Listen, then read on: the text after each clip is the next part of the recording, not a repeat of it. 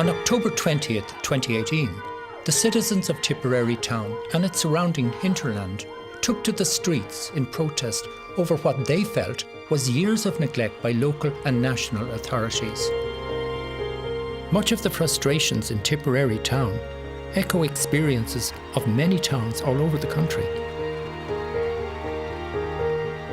For generations, Irish towns were the focal point of our communities, places for living, governance, trade and social interaction. But over the years, most of our towns have become less and less inviting. Dereliction and decay has a contagious effect.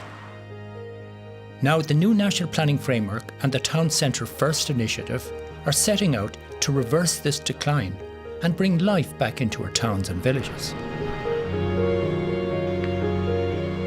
In an ever-changing social and economic landscape, what would it take to make our towns attractive communities where people will want to live in again?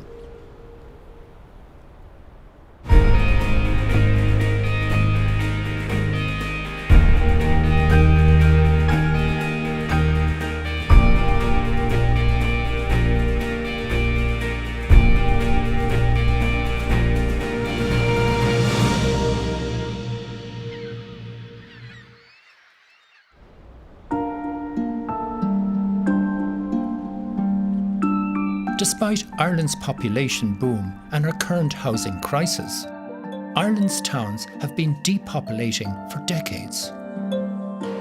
The majority of floor space above shops are left empty and prone to decay. And as retail shifts online and to out-of-town superstores, the future of our towns looks precarious. I'm on my way to Tipperary town to see the effects of this firsthand. Steeped in history, this medieval town of 5,000 people still exudes a small town charm. It is well serviced with all the amenities a town could need, nestled close to an exceptional scenic countryside. When you look down there, you can see there's some quite lovely little views out that way. And Galtee Mountains in the background. You've the Glen of Aherlow just below us here. A wonderful place, really beautiful woodlands and great places to explore. So this town is on the gateway into those lovely landscape areas. The main streets of Tipperary town were once bustling with people, life and trade. But it's clear things have changed.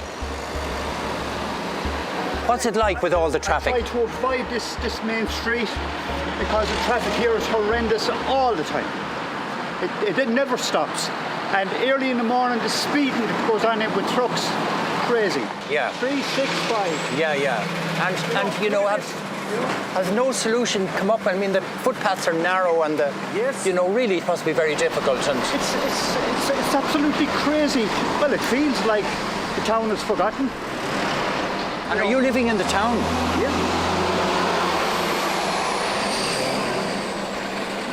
That's absolutely typical. The roar of trucks through the centre of Tipperary town is constant. Brian O'Reilly and Dennis Mulhare are two local business owners who've been campaigning for change in Tipperary. I met them for a coffee in the middle of the action. I moved here 30 years ago from inner city Dublin, and it's a fantastic place to raise my four sons. But I've seen the town go in decline for the last number of years. When we came here, we had tan bands, we had Atari that employed 300 or 400 people. Now the only big industry we have here is the co-op. All the other industries have either left town or just closed up. And what do you feel needs to be done with the town? What's your big concern? Well, the biggest concern is pollution and traffic, noise pollution, air pollution and traffic. So Brian, are you also now from the town? Yeah, I'm getting involved in it because I'm the fifth generation with my business across the road, Rathley Sports and Crystal Cleaners. So with all the traffic and everything going on every single day, it's really tough on people to even come shopping in town. Because as you can see around you, there's nowhere to park because everyone is bumper to bumper. Brian and Dennis are advocating for a ring road or bypass to take the through traffic away from the town centre.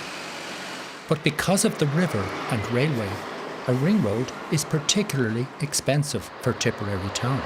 Dennis, I don't want to be shouting, but what are the obstacles against getting this done? The biggest problem is budgets. The council are given an allocated budget per year and they have to spend it. If they held back the budget till the following year and pooled the budget, then we could have our ring road, instead of doing a bit here and a bit there, which isn't working. Ryan, for you now, if all of this traffic was cleared out of the town, how would you feel, what sort of improvement do you think this would make? It would take its time, but I think if, say, fellow businesses, people that are coming into town and would see the opportunity of like an empty street, they'd start to open cafes, it'd be turned into like our neighbours in Cashel and Care.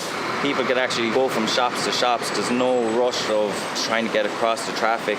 Like, it'd be a lot more pleasant place. And then once businesses start coming back into town and there's a buzz there, then you start seeing families start coming back to town because they start seeing it more of an attractive town. In October 2018, the March for Tip demonstration saw thousands of concerned Tipperary locals take to the streets to protest years of neglect. Anne-Marie Ryan was one of the main organisers of the March for Tip demonstration, and on the back of that effort was elected to the council to fight for change from the inside. We're just a group of ordinary citizens that came together because I think we just felt completely neglected by successive governments and our local authority, that the town had just been neglected for so long. We estimated that 5,000 people marched, which is more than the population of the town. Yeah. So the whole town? And we didn't. The whole town, and then people from the hinterlands, people from the farming community, they all came in. That was incredible. It was massive, yeah. Anne-Marie, now that you're on the council, after the big protest, do you find that you can get things done now on the council, or is it happening there? To be honest, I find it very difficult. There's only really two of us that are from Tipperary town in the council, and the council is North Tipperary and South Tipperary has become amalgamated. So it's a massive county. We're the biggest inland county in Ireland. There's 40 councillors. So to be honest, it is a struggle to get things done for Tipperary town. However, and I'm hoping that now we marched, we got the attention of the government, the task force has been set up, which is part funded by the Department of Housing. We're just starting working on a plan, a 3-year action plan to try and turn this town around.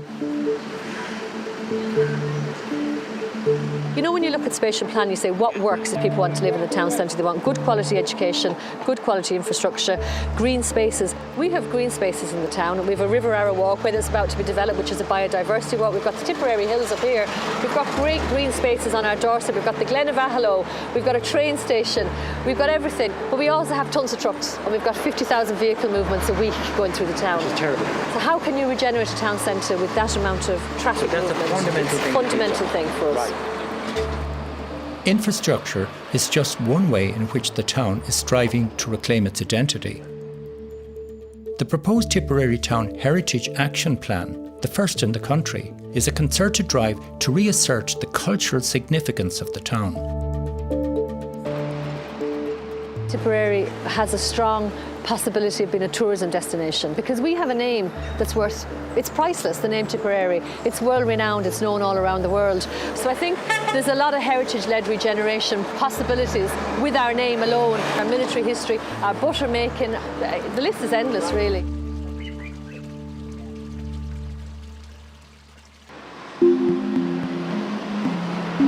The vision of a new, rejuvenated Tipperary town is clearly there, but it's only through dynamic engagement between the local residents and the planning authorities that dream can become a reality.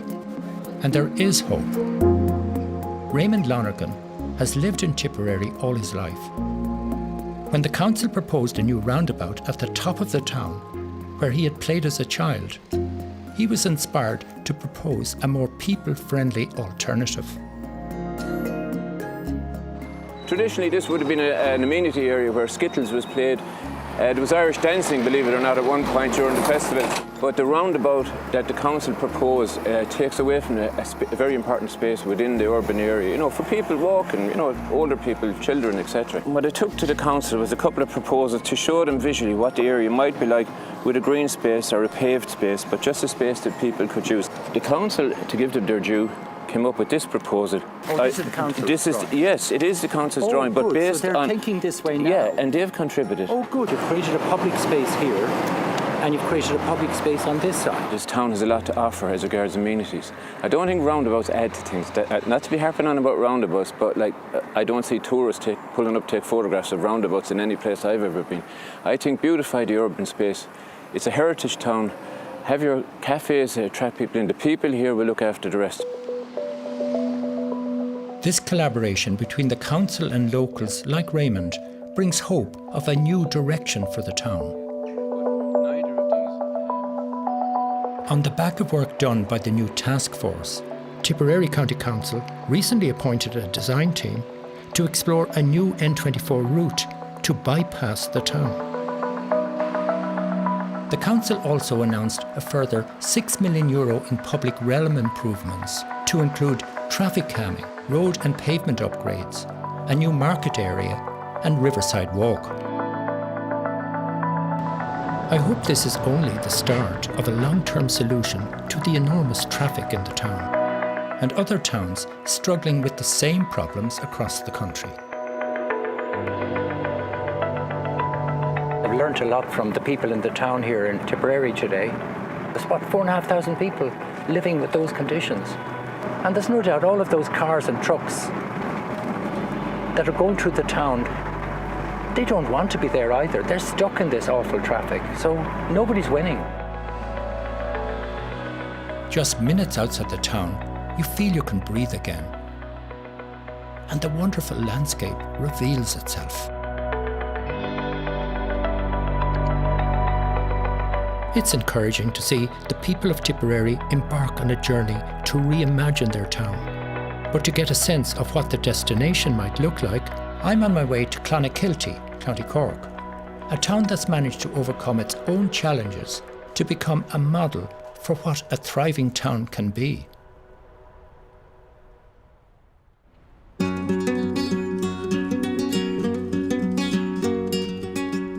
Most of Ireland's towns are facing unprecedented challenges and rapid declines. For generations, Irish towns were the focal point of our communities.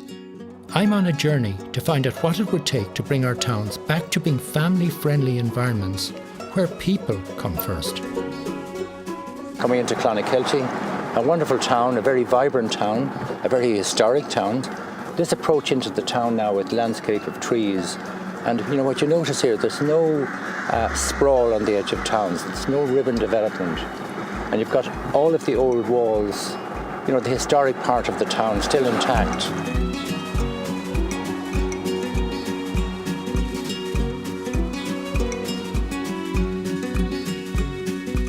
In 2018, the same year that Tipperary town held its protests, Clonakilty held a street festival, celebrating the success of their town.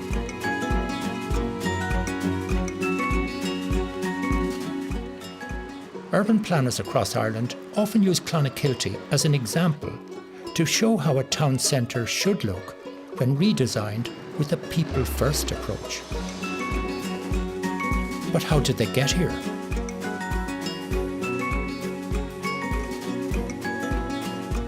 Somebody that's been here longer than anyone might have the answer. Never ask a lady her age, but Noreen Minahan was a primary school teacher here in Clonakilty and has seen the community and people grow up here over the last 9 decades. And she's in a unique place to tell me the secrets of their success. I caught up with her and her friend and local resident, Greta O'Donovan. Tell us about yourself. How do you find your town here? Wonderful town. It really is absolutely fantastic. And you know There's it no is. doubt about it. We've been very involved, Greta and I, in the tidy towns for years. About 78 is it? I'd have said 78 or 79. That's right. So all of this started in 1978. That's over 40 years ago. So what was it like then in this town?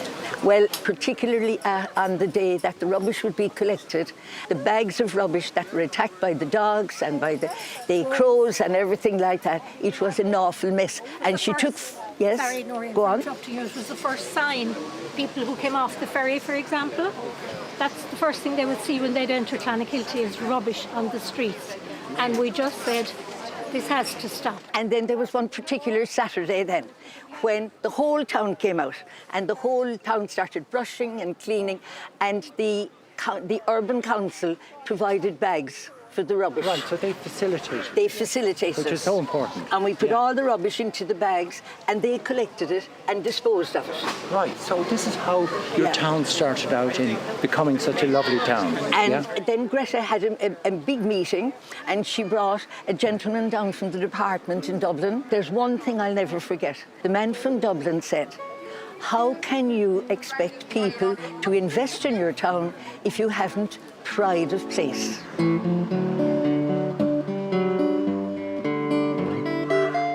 Cleaning up the streets was the first step in the longer process of reimagining the town of Clonakilty.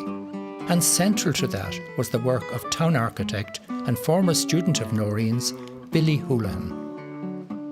When Billy Houlihan came to Clon as the architect, he was a native of number 1, and he was very interested in the town, and he was very interested in colours, and he encouraged the business people of the town to go back to the traditional frontages. The houses around the square they were nice, but they were dull. They were tired looking. And when Billy came along, he encouraged people to develop these lovely Georgian doors. And I remember there was one lady, she lived over there. And she was interviewed afterwards about what did you think of the square and what do you think of Billy Houlihan's ideas and all that. And she said, "The doors are lovely, they're very nice." She says, "My door is toastal green. I don't like it, but it's what Billy Houlihan wanted." So when he gave us the ideas that we liked, we took them. Clonakilty has thrived under the guidance of a town architect. And when Billy retired, that mantle was passed to Italian native Giulia Vallone, who over 10 years has played an instrumental part in changing the town's fortunes. So Julie, this is an absolutely wonderful space, isn't it? Could be in Italy, could you not? It could be actually, yeah, Duncan. You can have cappuccino and pizza in here. And it's a very successful space, and it was reclaimed from roads. What this was before 2 roads and full of car parking is now a public square.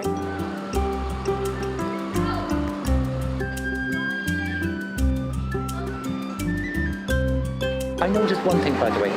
I didn't see any traffic lights this morning. Yes, I have to say, Clonakilty is one of I'd say it's the only town in Ireland which has no traffic lights. How do you manage that? Well, we have a bypass road to go to West Cork, obviously. And again, the traffic is managed into the narrow carriageway. So the driver must become responsible of the speed because the pedestrian comes first.